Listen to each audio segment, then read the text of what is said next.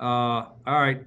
First off, just want to thank my scouts. They did a great job all fall. They're behind the scenes, and they don't get a lot of praise, but we're not able to build this draft board without all their work and their due diligence. And they're the unsung heroes of how we get this thing started and identifying the guys that we want to focus our energy on, especially identifying guys for me, Joe, Dan, and Terrence Gray. And then secondly, our coaches, we try and catch them up after the season, and we ask them to do a lot. And this was obviously a different spring, and they didn't hesitate to learn Zoom and FaceTime and Skype and all these things that we're all having to use now. And a lot of hours, not on the road, but still a lot of hours, a lot of time. And it's a team effort to help set this board. We set it before we go to the combine, and then at that point we're involving the coaches. And I thought in the end it was different, but I liked how we got to our final board. And then I've been talking about a guy the last couple of weeks, Dan Evans, our IT guy. He's the MVP. I got to get him some kind of trophy, but he is the MVP of the draft. I don't have any pictures of him, or I was going to put it up, but if you guys can Google him or find him, I'd like to see him in all your publications, front page Dan Evans. So with that, I'll turn it over to you guys. Brandon, good stuff, by the way, mentioning Dan. That's great. So why make the Jake Fromm pick? The board, simple as the board. I wouldn't have told you going into today that he was on our radar, but we had him in a spot that you just can't ignore. And, we gave him his due. And this guy he's a winner at the highest level of college. I mean, you look at all the guys that come out of the SEC, this guy came in, he's got all the intangibles. He's smart. When I went down to that school to watch them practice, at that point, they didn't know if he would come out. They said he loves, being the guy at Georgia, and he loves just being there. And they said this guy would be in there at 11, 12 at night with the coaches, like walking out the door the same time, the offensive coaches are.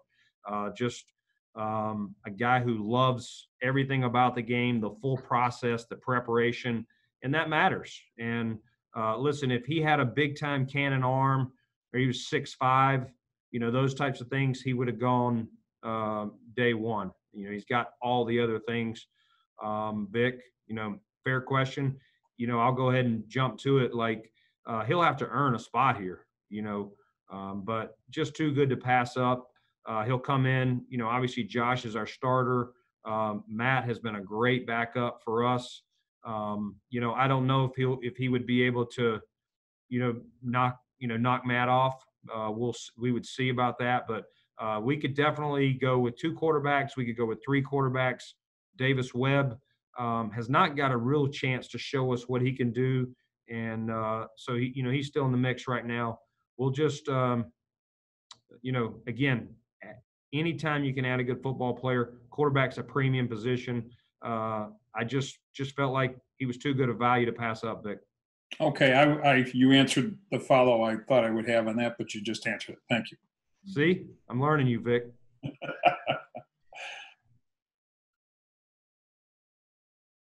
Hey, Brandon, Sal Capaccio here, WGR. Hey, Sal. Hey, thanks for the way you staying up late last night. We really appreciate everything. You guys did a great job to keep us going too.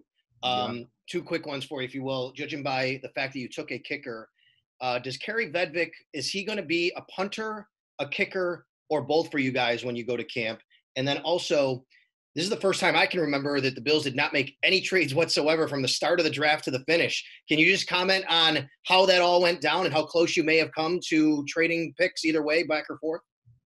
Yeah, I was just trying to I'm always a curveball pitcher. Today I just grew fastballs. I was trying to, just give everybody something a little different. Nah, I mean, I would have lost a lot of money saying the Buffalo Bills wouldn't have done some type of trade.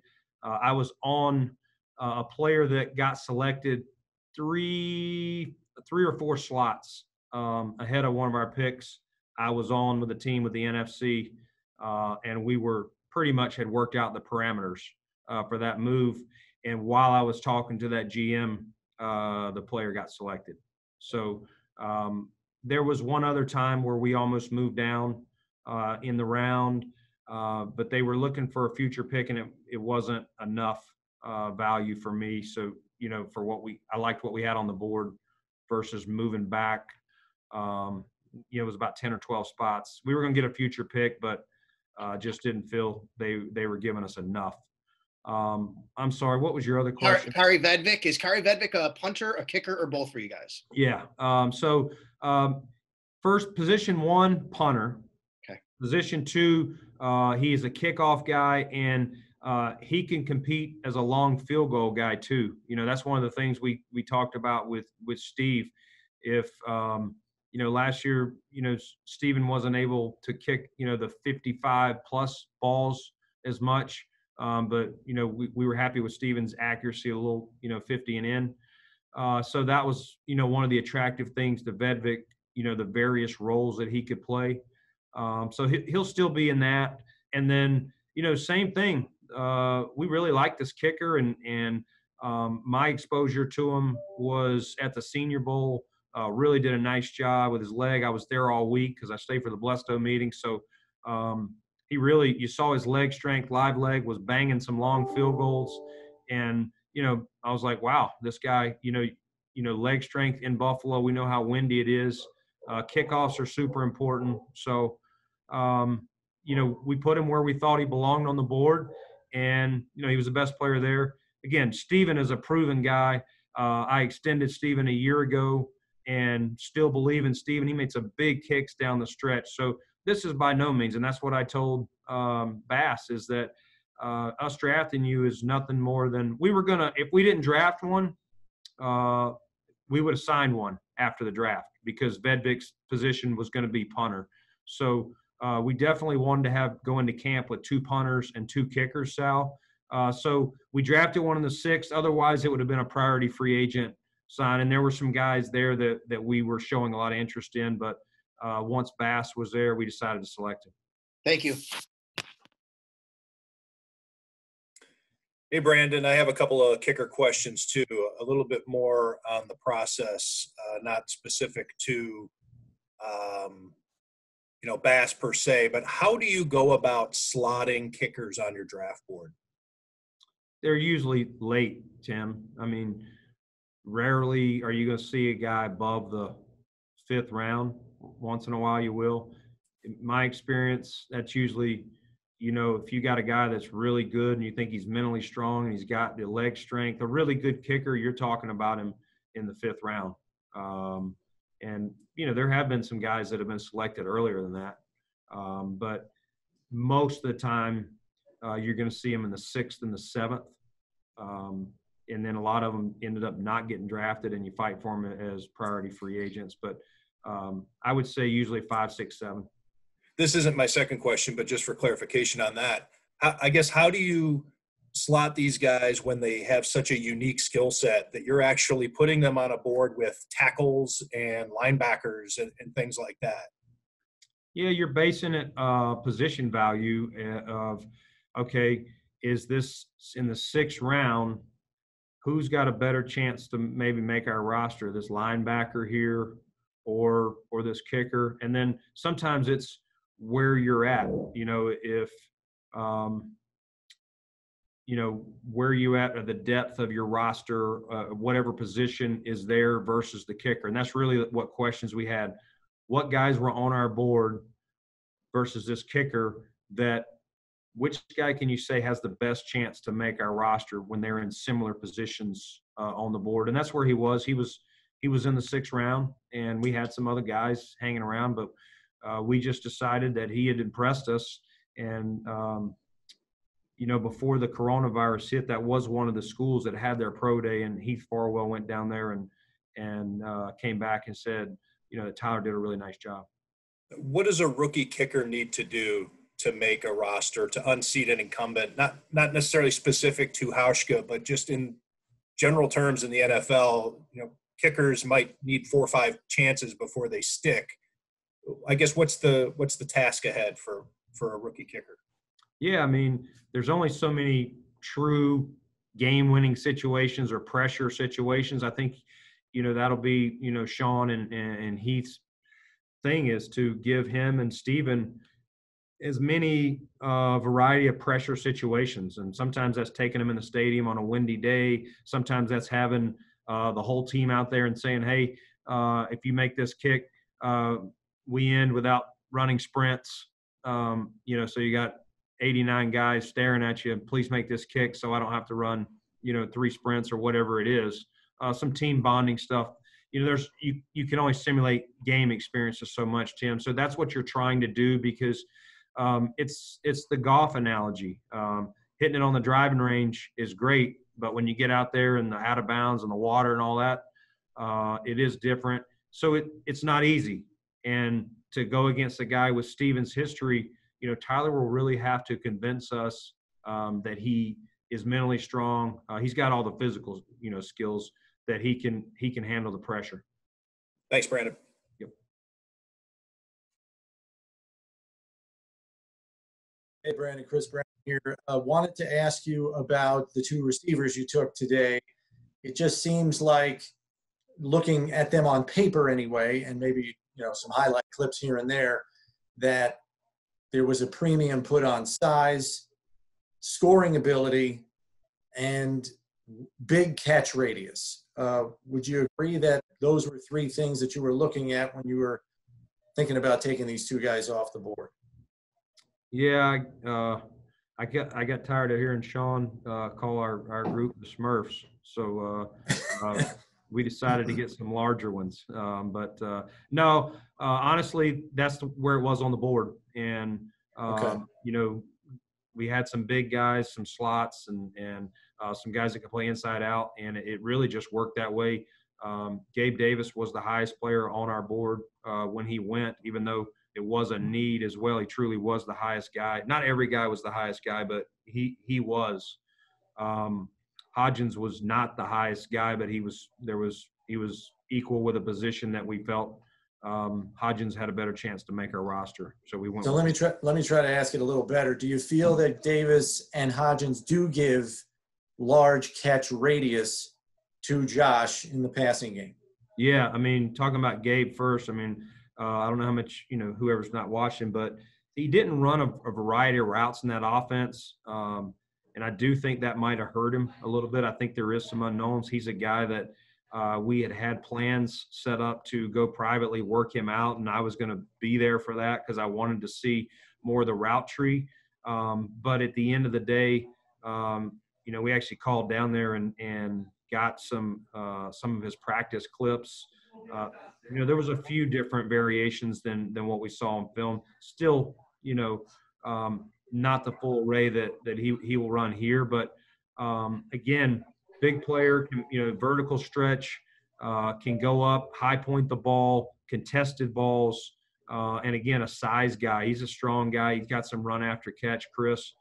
We like the way he competes. Thought he had a really good year, and I thought his hands were one of his strong points. And then, Hodgins was a guy. He and his quarterback were, this guy. I don't even know if he had more than 1 or 2 drops this year. Maybe 2 or 3. I don't remember, but he double moved people. Really good feel for setting people up and guys biting on it. I don't think I saw a receiver win on double moves more than him. And again, another catch radius, bigger guy, bigger frame player. He was even taller than Davis. So those 2 guys will come in and, they'll be competing as well against each other, along with the guys, Duke Williams and some of those other big guys that we currently have on the roster. Thanks. Hey, Brandon, it's Heather here. Going back to the receivers, I want to keep touching on that point really quick. How important was it for you to get as many weapons, as many new potential weapons for Josh Allen? And now with those 2 guys coming into the mix with, Stephon this year, how do you see that now kind of crowded wide receiving group there? Yeah, I mean, kind of the theme that we tried to make in a lot of these areas is competition. Back to the kickers and the quarterbacks. And we just thought, hey, we've got some guys. We've added Stephon. We got some guys coming back in Isaiah McKenzie, Robert Foster, some of those guys. And then adding, these two big guys to come in here and compete, trying to have, Cole's obviously a slot. Isaiah can play in and out. John Brown, is mainly an outside vertical speed. Stephon can play. I think his position 1 is outside, but he could also he showed Minnesota that he can win inside. So just trying to give, Brian Dable as many variations, not to have all the same small guys, fast guys, big guys, so I like that. This receiver draft, it was true. We talked about it all spring. This was a deep class. And there were some really good receivers, small, big, fast, quick, just there's a lot of, I thought a lot of teams got better at the receiver position. It should make for better, better offense. Defense will be at a premium trying to stop some of these offenses. Thanks, Brandon. Yeah. Hey, Brandon, wanted to ask you about Jake Fromm again. I know obviously he's coming in here to compete for the job as the backup, but when he got to Georgia, that's kind of what they said about him too. He won a job he wasn't supposed to win, and then he held off Justin Fields. He's a guy that he doesn't back down from competition. What do you think that will bring to the quarterback room, and how do you think he'll mesh with Josh and their personalities? Yeah, he's from all accounts. I've never really spent much time with him because we weren't in the quarterback process. But as I said, when I went down there, they just raved about him. He's a country boy, loves ball. Breathes ball, eats ball, sleeps ball, whatever it is. That's who he is, and he's very smart. They bragged. This guy is a coach on the field, understands things. So. Obviously this offseason, it's not going to be the easiest for a quarterback to pick up a pro style. I don't know how quick that's going to happen for him, depending on when guys are allowed in the building. He's going to be doing it remote here until the rules change and things open up. But he'll definitely fit in. He's a good guy, good character, a very high character person. I'm sure he's going to come in humble as he did when he got to Georgia. Eason, who got drafted today, and the Fields, young man at Ohio State. Those are two talented players, and he came in there, as you said, didn't back down. He's a winner. To go in there at Georgia as a freshman and knock, unseat those guys, and then win it all, and just, at the highest level. That's pretty impressive. That the moment's not too big for him, and so I look forward to him adding. I know Josh, Matt, and Davis, those guys will welcome him. Competition, brings the best in all of us, and I know those guys will welcome him in the room. Definitely. And a quick one, if I can. I'm curious, we didn't get to see too much of you on the broadcast of the draft on ESPN, but what was it like kind of having your family around, having your sons around for a draft and doing it at home? Yeah, it was fun. It was weird on Thursday.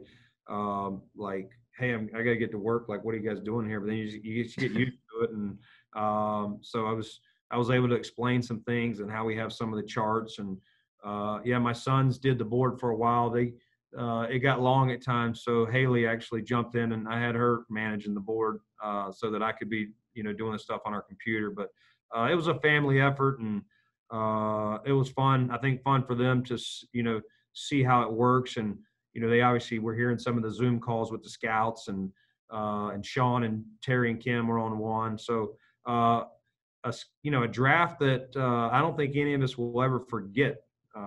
Unique. There were some fun things to it. Obviously, I feel bad that our scouts, they put so much work in that we couldn't be, usually at this time, take a deep breath, have a couple of drinks and just talk about what we got and what's next. So we're going to do that via Zoom when I get done with you guys, though. So looking forward to that here shortly.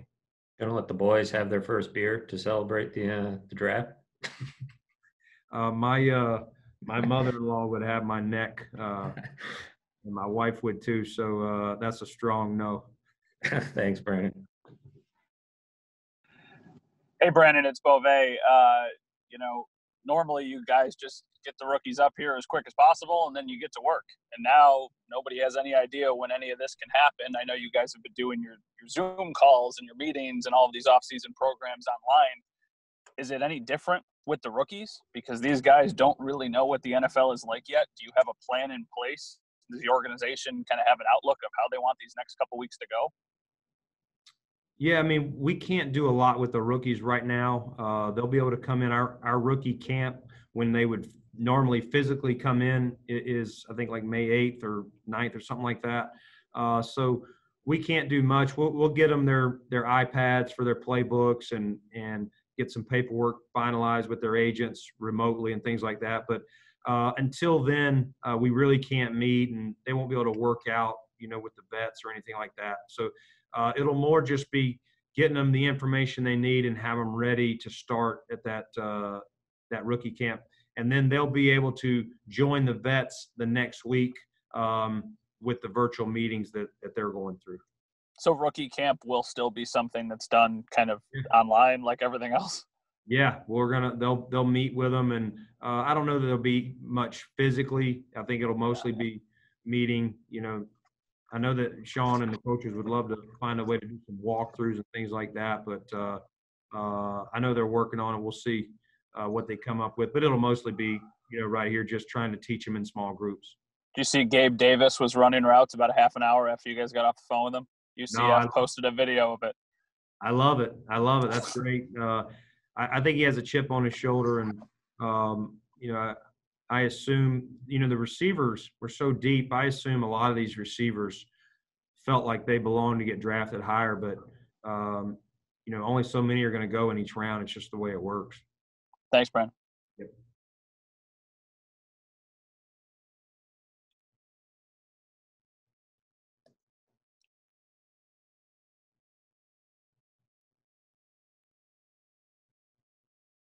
I can't hear Marcel.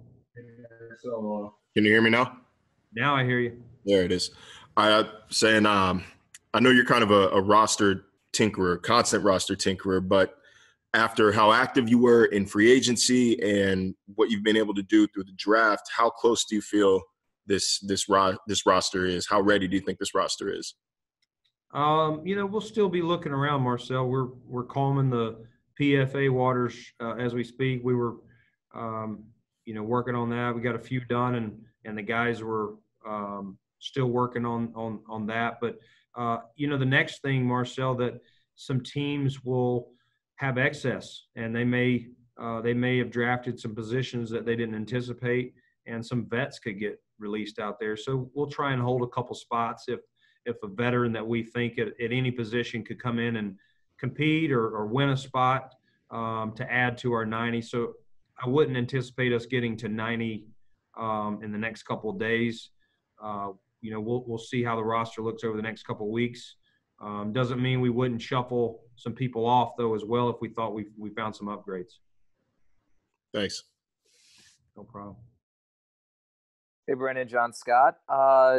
Curious how much you factored in this altered virtual offseason, especially with the rookies, and how that's maybe adjusting your expectations for how they will be able to maybe not even compete, but contribute and compete here for roster spots down the line. Yeah, I mean, it's a fair point, John. I think the unknown of when we can truly get them to Buffalo and do more than virtual meetings will be key, for them. And like all 32 teams, I know every coach is anxious to get their hands on them and start showing them what they're going to need to do to compete for a spot. And that's what's so good about the rookie program in the spring. You're trying to set them up for success when they get to training camp. And if there is no off season, and let's just say August is when they can come in, it is going to be harder for some of these guys, especially undrafted free agents, because there's only so many reps, and they're going to miss a lot of these spring reps that they would normally get. So I think that's going to be league wide.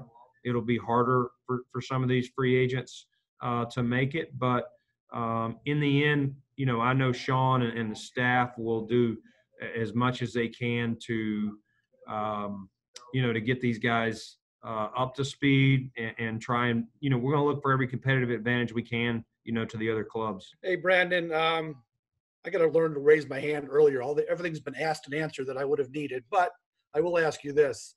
You addressed 6 position groups with your 7 picks. So was that a concerted effort to spread out the wealth, or was it just happenstance that you happened to really address just about every area you could have with 7 picks? Yeah, I mean, I'm looking at my picks now just to think through each one in the process. I mean, 1, 2, 3, 4 of the 7 were the highest guy on the board. So it was an easy selection.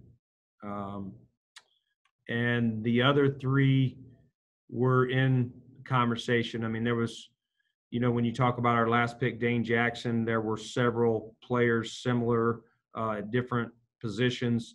And that was more, what did we think was going to have the best chance to make our roster? And we thought that Dane and his skill set might have that best chance. And,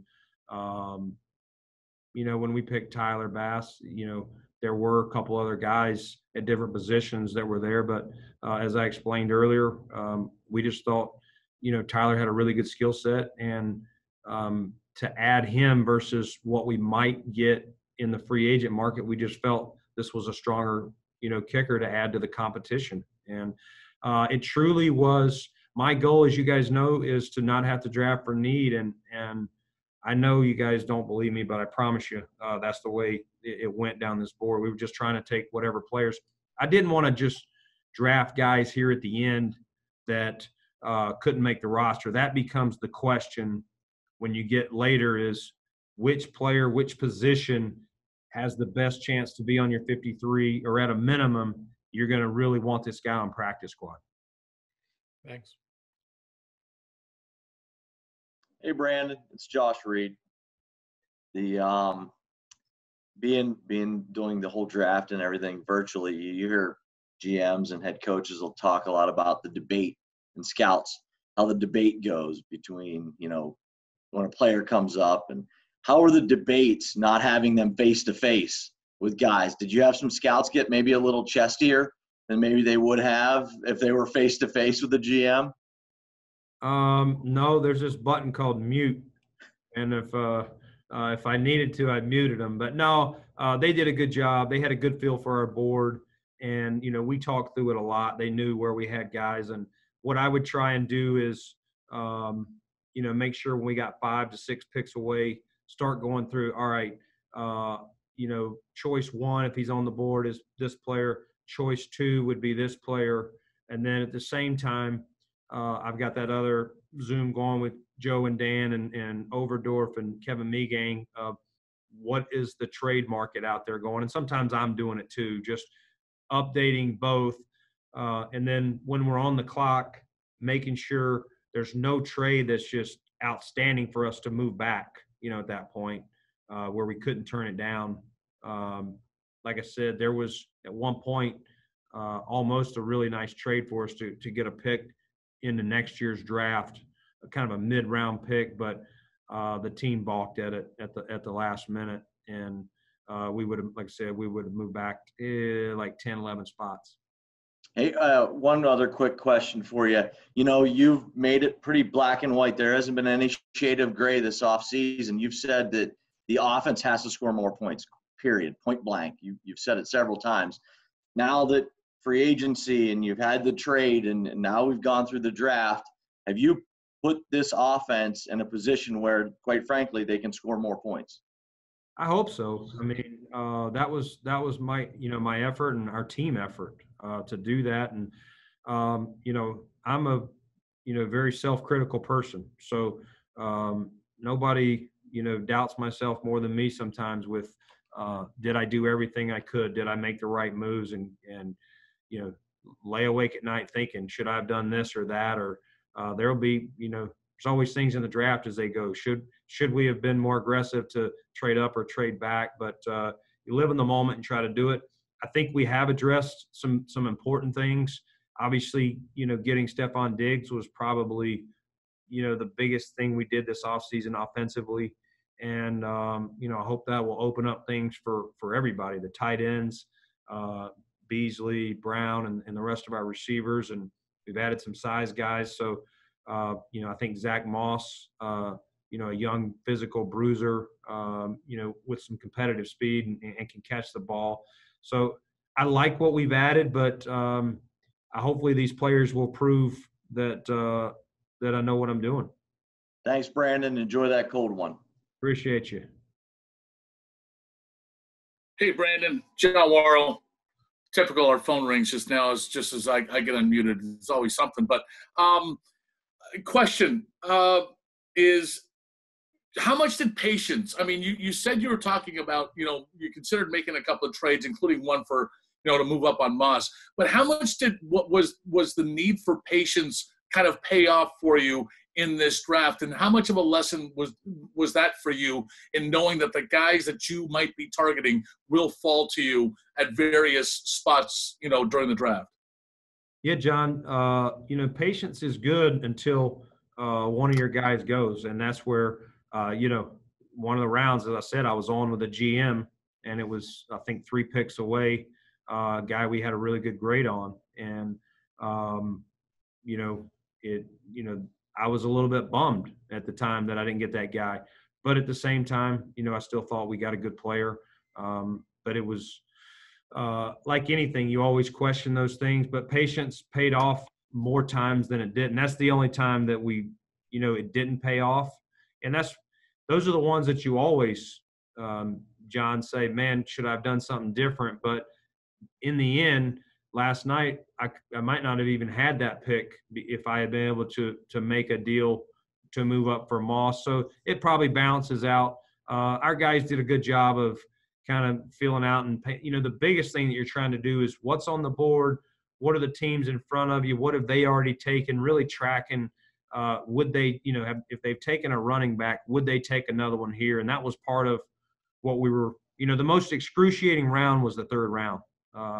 Because we had we had such a good grade on Moss. That was a need. And it just seemed like forever before we got on the clock.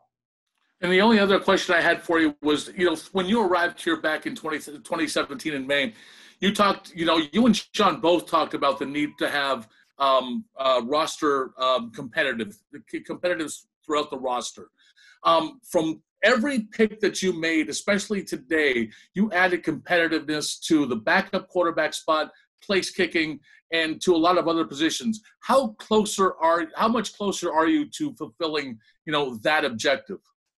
Yeah, I mean, I think we did add some more competition today because some of these guys, definitely are not going to be starters, but they're going to be competing to make that 53, and ideally they either make it or they push one of the guys that's currently on our roster to work harder and to do everything they can to be the best version of themselves. So I've always believed, and I've seen it, competition brings out the best in all of us. It's up to me to make sure that we've done that, and we try to do that with our staff. I want the most competitive scouting staff, and I want the most competitive training staff and analytics staff. I mean, all of us have to push each other. If we don't, you get complacent, and iron sharpens iron is a theory that I truly believe.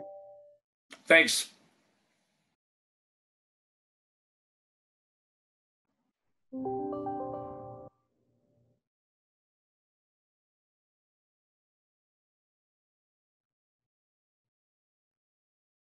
Mookie, you can go next. Hey, Mr. Beane, first and foremost, congratulations on the excellent draft. But you did forget one team, the PR team. They did an outstanding job making sure that all those guys were in depth, and they was very informational and kept us abreast on when we get the opportunity to speak to your guys. So, good job to the PR team. I appreciate you 100%. With this roster, how is it forcing players to play to their potential?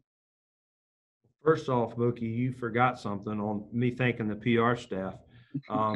I drafted Jake from Georgia, and Miss Nicole loves her Georgia Bulldogs. So she's the first person I texted when we got from. So she's representing the whole PR staff. That was my thank you to them. So make sure you guys get that out there. But secondly, what was your question, Mookie? I got sidetracked. You rattled me when I forgot to thank them because you're spot on. Hey, how was this roster that you and Coach McDermott put together are forcing players to play to their potential at this point? Yeah, I mean, I think as I was saying earlier, competition is just it doesn't mean that we're down on somebody else. It means that we're trying to bring the best out in each other, and we do that with, as I said, with personnel. We change coaches, sports science, whatever we're trying to do. Anybody that's touching our football team, that's our job to make it as competitive as it can and look for any advantage. And so the next thing you do is you try and make your roster as deep, because injuries happen too, Mookie. We know that. And so even if some of these guys that we drafted or that we've added after maybe they don't make the 53, but they're right there. And if we suffer an injury, they're ready to jump in if they're on practice squad or even if it happens in training camp. Yes, sir. Hey, man, once again, you didn't stole the show once again, man. Hats goes off to you and your staff. Outstanding job. Really appreciate that, Mookie. Brandon, what do you prefer, Brandon Beane the burglar or Big Baller Beane? Bills Mafia needs to know. I leave that up to you guys, man. I appreciate it, but I find all that stuff funny more than anything. I got a pretty good sense of humor, but no, it's really any of the success that we've had. It's truly a group thing, and I understand the position I'm in when things work out or people think we make a good move. I get the credit, but there's plenty of things I deserve blame for too, Matt. I wanted to ask, most of it's been covered, but, it's interesting with how much this roster has been built now. There's a couple guys that, you go back to when you guys started early on in the process, like, Levi and Robert, these really cool stories that have come in and made contributions. To watch now the challenges that face them and other players across the roster, what's that feeling like? It's got to be kind of twofold where, you're glad that the team is doing so well, but, at the same time, there could be a situation where you have to say goodbye to somebody that, doesn't earn a spot. Yeah, I mean, that's the hard part of this business. And I always say the day that we, that final roster cut down, Matt, at the 53, late August, early September, whatever it is, right around Labor Day is painful because, we truly do care about our culture. We care about, these people. We care about their families. Sean's wife, my wife, if these guys are married or have serious children, they try and connect. And that makes it hard. I know sometimes I'll tell my wife, hey, we had to let such and such go today. And, she feels bad and tries to connect. But, I'm paid and Sean's paid and, Terry and Kim pay us to win games. And so you do have to put personal feelings aside. But, yeah, I mean, even drafting some of these guys, I don't want to put people out of jobs, but we do have to make sure that we have the best 53 or I'm not doing, our staff and coaches and our full staff their due. So it's just the nature of the game, unfortunately, Matt. Thanks, Brandon. Okay, Brandon, thanks for your patience again. Obviously, you only have 7 picks. You can't, you don't have 17, but no linebacker. Where do you feel you stand at backups to Tremaine and Matt Milano? Yeah, I mean, obviously we added A.J. Klein, who, can play inside, can play outside. We got some young guys. We got Corey Thompson coming back, who's had a little bit of experience, started a couple games. Voshan was out last year with the shoulder. He's beefed up some, which I think is going to help him. But we got a lot of young guys that are going to have to come in and compete. Tyler Matakevich, he'll come in and compete as a backup to Tremaine. He's probably be more inside position first. And a lot of these guys, Dodson's probably inside first over outside. I'd say Voshan's going to be outside first. But we're trying to make them as versatile as possible, Mark, to I think that helps. And Delshon Phillips, he would be an outside backer. I'm probably leaving somebody out. I got so many names in my head from this draft, but we do have a lot of open competition behind those starters, those first three. It'll be interesting to see, the cream rise to the top. We got some young guys with some talent. Now it's going to be, who takes on the challenge and kind of that refuse to lose attitude. Thank you. Hey, Brandon, Adam Beane. Just what you said last night, and this holds true for so many things, the proof is in the pudding. But how would you characterize how this draft went in terms of your objectives going into it, who you were able to select? I guess at this point, how satisfied are you with how this draft went? Yeah, I mean, I thought it felt pretty good for us. You never know; it's so hard to predict, Adam. It really is. I can sit here and mock all day long, which we did, but we didn't. We went through the third round a couple of times. We didn't end up with who we ended up with in our mocks. It's just it's so hard to predict. But I really thought the board. We never had to. This is always your biggest fear. You never have in the first round. You don't have 32 first-round grades or the second or third. And so you're always trying to hope you're not digging, if you got a first round pick, digging into the second, or in your second, you're going into your third. It got close a couple of times. It did. But in the end, I thought our board set up pretty well. I thought some guys fell to us that had pretty good value. Even today, like I really couldn't have told you how it was going to play out, Adam. It did. And I like what we've added. And I think competition is the word that I would walk away with today if I were you guys. Thanks, Brandon. You got it, bud. Hey, Brandon, you talked about how the draft kind of gave you something to focus on and, look forward to as we got through this crisis. Now that, the draft's over and, the NFL kind of joins the rest of the sports world and not knowing what's next, have you thought about, kind of what the plan is now? What do you do now? How do you treat tomorrow and going forward? Yeah, so we'll start working on getting these rookies transitioned. We working behind the scenes to, line up physicals and things like that. Usually you're going to fly these guys in a couple of weeks. So there's some, free agency was not easy. It took us some time to get most of these guys in and work through that. So that process is out there and still be meeting, at different times with various departments and, checking in. We've been having some meetings on how the virtual stuff's going with the coaches, what players are there, who's doing well, who's showing leadership of doing things on their own, from our players, getting guys to do things, as just players without coaches, being involved. And so really just trying to, we'll catch up with our support staff and I'll talk to, our sports science and our medical people and our strength staff. I'll educate them on who these new players are the best that I can on what they're going to be dealing with. And obviously, as they get to know them, they'll give me feedback on how they're transitioning, to being a pro.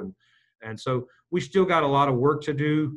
But we also got to keep an eye and tabs on what the world, what's going on. And is there an end in sight to where we could possibly bring them in May or June, or is it going to be, next step of thinking about August and some type of training camp. But other than that, try and wipe the clubs down, get them regripped, and hopefully hit the links here soon.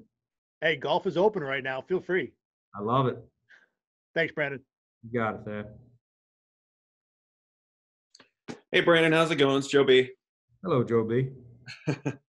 So now that your vision for the offseason is complete, to where you added a lot of pieces to the defensive line with Butler, Addison, Jefferson, and of course AJ yesterday.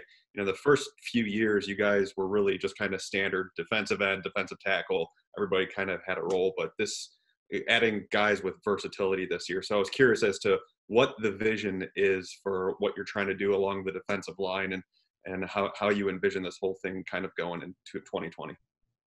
Yeah, I mean, competition and versatility is probably the two words I would say up front. We got experience as well. Jerry Hughes, He had a couple surgeries and is healing up, by all accounts nicely, in Houston. And we had Mario Addison and, we got Trent Murphy and, those guys on the outside. Daryl's back, and then we've added Epinesa and just inside, with Jefferson and Butler and Starr, and Harrison's coming back from the ACL, and we got some other young guys in there. So it's really just going to be a competition. I think, as I said yesterday, it's super important to be very strong up front, and so I like some of these pieces that I think Mario can play the right and the left. I would think Epinesa is going to be more of a, as I said yesterday, a lefty in for us that can reduce down. Mario can go inside. Trent's going to be still a lefty in, but he can go inside. I think Jefferson can go inside, go outside. Vernon can play a 1 or a 3. So we do as many guys as you can get, just like on the O-line, that can play more than one spot does help us. We like to rotate 8, 9 guys, in the game. Not every team does it that way. That's our style. Last quick question for you. Dane Jackson mostly played outside at Pitt. Do you look at him more as a nickel because that's kind of his height, weight, arm length that you guys usually like there? No, I think he can do it, but I think his position 1 is still outside. We'll test some of that when we get here, but we do like the versatility, and that was one of the things we said was we would like to either in free agency if we didn't add one in the draft. But he was here, and that was part of the decision that we thought he was an outside guy, but potentially, he hasn't done it much. So part of that's a feel in there. He'll definitely get the opportunity to compete inside, Joe. Cool. Thank you. Yep. Tying in, Brandon, to the what's next questions that you've been asked by a couple of guys, especially with the draft picks.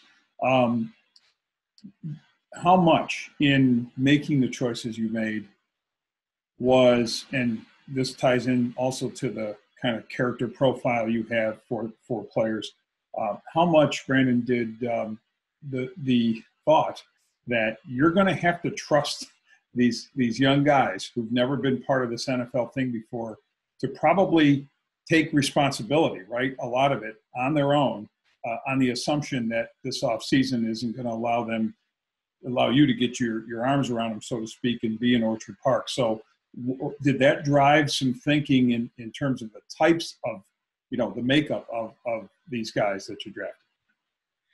It did. We still, I'm not going to say we adjusted the board for it or anything like that, Vic, but, I did feel we got, some professionals and some guys, that are marked in the Bills blue.